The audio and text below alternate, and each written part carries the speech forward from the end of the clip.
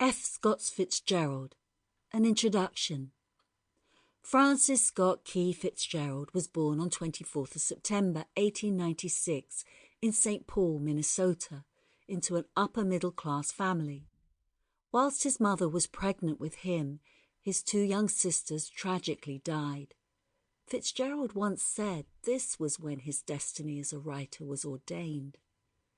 His intelligence and talent was recognised from an early age, with his first story about a detective being published in the school magazine when he was just 13.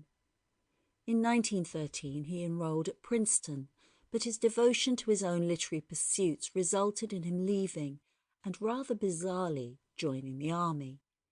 In 1918, stationed at Fort Sheridan near Montgomery, Alabama, he met and became infatuated and then inseparable from Zelda Sayre.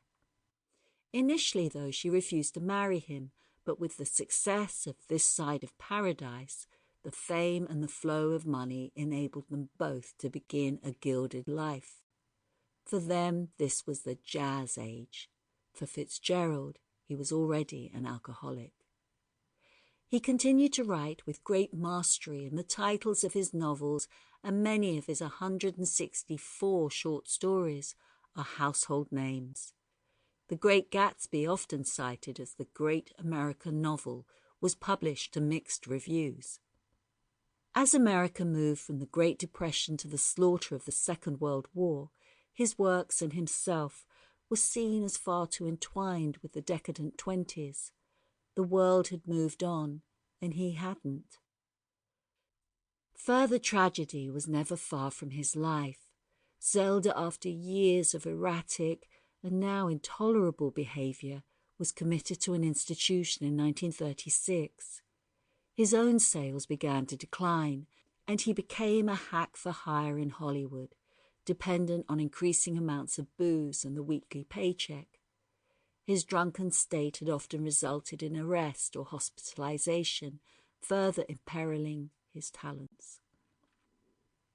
Despite his contribution to many MGM films, he received only one credit. The end came all too soon for one of America's greatest ever writers.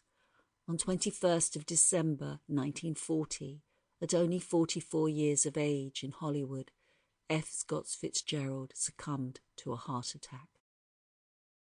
In this bittersweet story of a man who enjoyed the boom years of La Dolce Vita and now, in more straitened times, is unable to get what he really wants. Sample complete. Ready to continue?